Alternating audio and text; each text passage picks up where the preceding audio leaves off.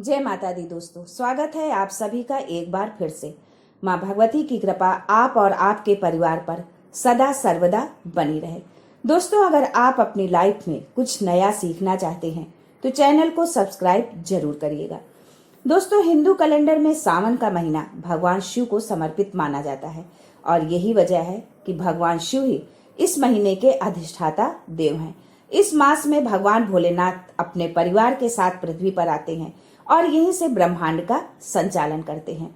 दोस्तों, ये तो आप सभी जानते होंगे कि भगवान शिव के परिवार में भगवान शिव, माता पार्वती, पुत्र गणेश और कार्तिकेय हैं। लेकिन क्या आपको पता है कि उनकी 5 और बेटियां भी थी। सावन मास में उन 5 पुत्रियों के साथ भगवान भोलेनाथ का यदि आप इस विधि से जलाभिषेक करते हैं तो भगवान भोलेनाथ अतिशीघ्र प्रसन्न होकर आपको मनोवांछित वरदान देंगे। दोस्तों, भगवान भोलेनाथ की 5 पुत्रियों का रहस्य, जिनसे माता पार्वती भी थी अनजान, सावन मास में कैसे करें उनकी पूजा, ये सब जानने के लिए वीडियो में अंत तक बने रहें। लेकिन उससे पहले आपसे रिक्वेस्ट करती हूँ कि वीडियो को लाइक करिएगा, दोस्तों को शेयर कर दीजिएगा और अगर आपने अभी तक चैनल को सब्सक्राइब नहीं किया है तो चैनल को सब्सक्राइब करके बेल आइकन जरूर दबाइएगा। दोस्तों, भगवान शिव के पुत्र गणेश और कार्तिकेय के बारे में तो सभी जानते हैं, पर उनकी 5 पुत्रियों के बारे में बहुत कम लोग ही जानते हैं।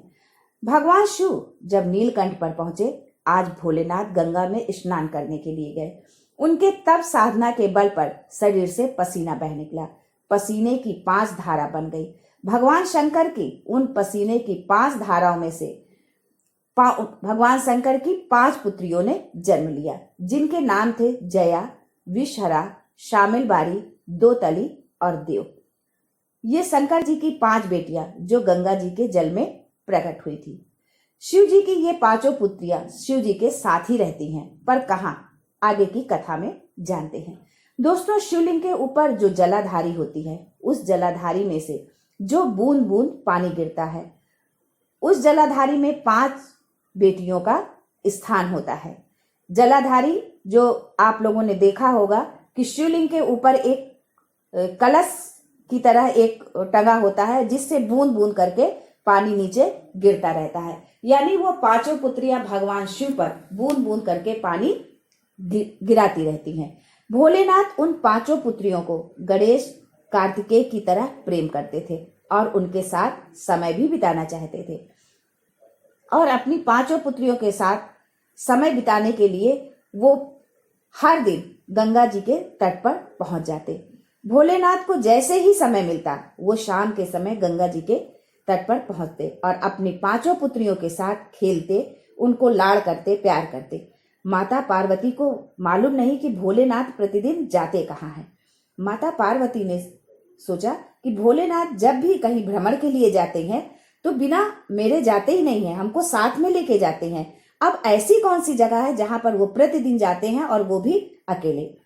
माता पार्वती को भोलेनाथ पर संदेह हुआ। उन्होंने अपने पुत्र गणेश को बुला करके कहा कि गणेश बेटा, पता करो कि प्रतिदिन तुम्हारे पिताजी जाते कहाँ हैं।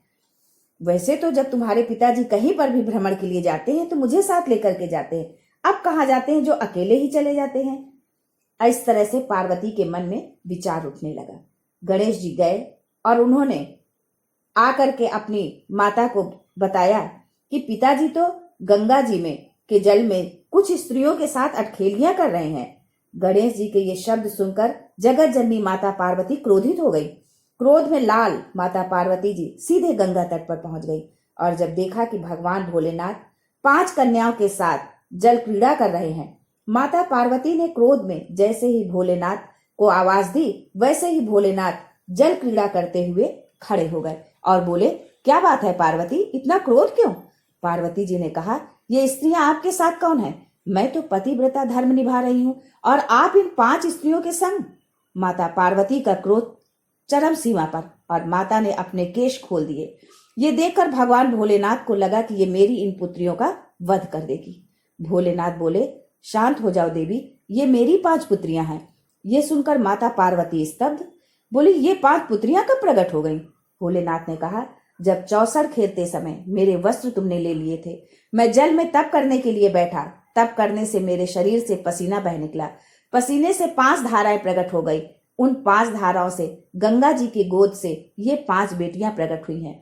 उसी समय माता पार्वती ने गंगा जल को हाथ में लेकर कहा, गंगा तू मेरी बहन है, मेरे गर्भ से तो संतान नहीं हुई, पर तूने मेरे बच्चों को पाला पोसा बड़ा किया है, इसलिए मेरे घाट पर आने वाला व्यक्ति शंकर जी के साथ तेरा स्मरण करेगा। यानी तेरे घाट पर जो भी व्यक्ति आकर के स्नान करेगा वो तेरे नाम के साथ शंकर जी का भी नाम जोड़ेगा, और जो हर हर गंगा बोलेगा उसे तेरे स्नान का पुण्य घर बैठे मिल जाएगा। उसी दिन से गंगा के साथ हर हर जुड़ गया। दोस्तों, आप लोग भी अक्सर घर में भी स्नान करते समय हर हर गंगे बोलते होंगे, पर शायद इसका क्या मतलब है, किस बात से ये हर हर गंगे जुड़ा हुआ है, आज ये बात हमने आप लोगों के सामने स्पष्ट की है। दोस्तों, अधिक मास की पंचमी तिथि को यदि आप गन्ने का रस तुलसी जी के क्यारे में 7 बार अपना नाम और गोत्र बोलकर छोड़ दो, जिंदगी में 3 साल में करोड़पति आप बन जाओगे, और अगले अधिक मास का फिर इंतजार रहेगा। और इस साल ये जो अधिक मास आया है इस पर आप ये उपाय कर सकते हैं। शिव महापुराण में वर्णित है कि माता पार्वती के सम्मुख में 5 कन्याओं को देखकर गंगा जी के सम्मुख में जब बात प्रेषित करी, तब माता पार्वती ने कहा कि ये मेरी 5 बेटियां हैं। माता पार्वती ने 5 बेटियों को गले से लगा लिया। भगवान भोलेनाथ बोले, पार्वती, ये जल की तरंगों में प्रवाहित होने के कारण इनका शरीर सर्प की आकृति का है और हमेशा ये सर्प की आकृति में ही रहेगा। भगवान भोलेनाथ ने बताया कि जो भी सावन महीने में मेरी इन 5 पुत्रियों की पूजा करेगा उन्हें कभी भी सर्प भय नहीं सताएगा, उनको और उनके परिवार को कभी भी सर्प से कोई नुकसान नहीं होगा। यही कारण है कि नाग पंचमी के पर्व पर भगवान शिव की इन 5 पुत्रियों की पूजा होती है। खास करके उत्तर प्रदेश, बिहार राज्यों में नाग पंचमी का त्योहार मनाया जाता है। घर के मुख्य द्वार पर एक तरफ 2 और एक तरफ 3 सांप की आकृति बनाई जाती है। गाय के दूध में कोयला घिस करके लोग इस आकृति को बनाते हैं, इसलिए सावन माह में सांपों को मारा भी नहीं जाता है। इन 5 पुत्रियों के अलावा भगवान शिव की 3 पुत्रियां और भी हैं। इसका वर्णन शिव पुराण में भी मिलता है। अशोक सुंदरी, ज्योति या माँ ज्वालामुखी और देवी वासुकी या मनसा। दोस्तों, माता पार्वती को अपना अकेलापन दूर करने के लिए एक पुत्री का साथ चाहिए था, इसलिए उन्होंने शिव जी की छोटी बेटी अशोक सुंदरी को जन्म दिया था। अशोक सुंदरी देवी पार्वती के समान ही सुंदर थी, इसलिए उनके नाम के साथ में सुंदरी शब्द जोड़ा जाता है। उनको अशोक नाम इसलिए दिया गया क्योंकि वो माता पार्वती के शोक, अकेलेपन को दूर करने के लिए आई थी। अशोक सुंदरी की पूजा खास करके गुजरात में होती है। भोलेनाथ की दूसरी पुत्री का नाम ज्योति है। उनके जन्म से जुड़ी 2 कहानियां बताई जाती हैं। पहली के अनुसार ज्योति का जन्म भगवान शंकर के तेज से हुआ था और वो उनके प्रभामंडल का स्वरूप है। दूसरी मान्यता के अनुसार ज्योति का जन्म पार्वती के माथे से निकले तेज से हुआ था। देवी ज्योति का दूसरा नाम ज्वालामुखी भी है और तमिलनाडु के कई मंदिरों में उनकी पूजा होती है। भोलेनाथ की तीसरी बेटी का नाम मनसा। उनका भी जन्म कार्तिकेय की तरह पार्वती के गर्भ से नहीं हुआ था। पुराणों के अनुसार मनसा का जन्म तब हुआ जब भगवान शिव का वीर कद्रु, जो सर्पों की मां थी, उनकी प्रतिमा को छू गया, इसलिए मनसा को भगवान शिव की मानस पुत्री भी कहा जाता है। पौराणिक धार्मिक ग्रंथों के अनुसार मनसा का जन्म कश्यप ऋषि के मस्तक से हुआ था। मनसा देवी की पूजा बंगाल में गंगा दशहरा के दिन होती है।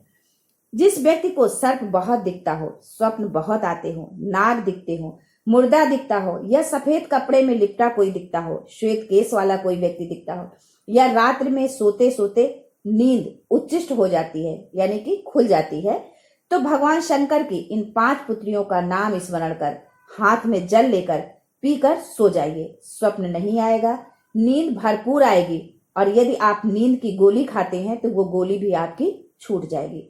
भगवान शिव ने इन नाग पुत्रियों को वरदान दिया था कि जो भी व्यक्ति मेरी इन 5 पुत्रियों के साथ मेरी पूजा करेगा उसके परिवार को कभी सर्पदंश का भय नहीं रहेगा। साथ ही इन नाग देवियों की कृपा से कभी भी धन धान्य की कमी नहीं होगी। सावन महीने की शुक्ल पक्ष की पंचमी के दिन जो इन नाग कन्याओं की पूजा करेगा उसे मेरी कृपा अतिशीघ्र प्राप्त होगी। दोस्तों अब आगे जानते हैं कि भगवान भोलेनाथ की कृपा पाने के लिए उनकी 5 पुत्रियों की पूजा किस प्रकार करें। हर पिता को अपनी पुत्री अति प्रिय होती है, फिर चाहे वो मनुष्य हो या देवता। भगवान शिव को भी अपनी पुत्रियां बहुत प्रिय थी और वो भगवान शिव को की जलहरी में निवास करती हैं। जब आप शिवलिंग की पूजा अर्चना करते हैं तो उसके साथ उनके पूरे परिवार की पूजा अर्चना होती है, क्योंकि शिवलिंग में ही पूरा परिवार होता है। वो कैसे, आगे जानते हैं। गोल जलाधारी जो है वो है माता पार्वती का हस्तकमल, जहां पर भगवान शिवलिंग विराजमान होता है। बीच में जो शिवलिंग है वो स्वयं साक्षात शंकर जी हैं। जहां से पानी गिरता है उसके दाहिने भाग में गणेश जी का स्थान है और बाएं भाग में 6 कार्तिकेय खडानन कार्तिकेय का स्थान है। बीच में जहां पानी जाता है एक मोटी सी लाइन होती है, वो शंकर भगवान की सबसे छोटी पुत्री अशोक सुंदरी का स्थान है। ऊपर से बूंद बूंद पानी जो शिवलिंग पर गिरता रहता है वो है शंकर जी की 5 नाग पुत्रियां। इस तरह भगवान शिव के 13 संतान हैं। शिवलिंग के ऊपर जो जल का पात्र होता है उसमें आप गंगा जल, गाय का कच्चा दूध, सफेद पुष्प, अक्षत और कुछ मीठा मिश्री आदि डालकर जल अर्पित करते हैं तो ये 5 शिव पुत्रियां प्रसन्न होती हैं। पुत्रियों के प्रसन्न होने से भोलेनाथ अतिशीघ्र प्रसन्न होते हैं और आपकी सभी मनोकामना शीघ्र पूर्ण करते हैं। इसलिए शिव जी पर जल अर्पित करें, उनकी पूजा अर्चना करें, पर साथ ही उनकी 5 पुत्रियों को ना भूलें। यदि आप ऐसा करते हैं तो विषम से विषम परिस्थिति से आप बाहर आ जाएंगे, धन धान्य के भंडार भर जाएंगे। यदि आप संतान चाहते हैं तो आपको एक अद्भुत संतान की प्राप्ति होगी, जीवन खुशहाल हो जाएगा। दोस्तों यदि आप सावन माह में इस प्रकार पूजा करते हैं भगवान शिव की तो आप अपने जीवन के प्रत्येक क्षेत्र में सफल होंगे। आज के लिए बस इतना ही। मिलते हैं अगले वीडियो में, तब तक के लिए हर हर महादेव।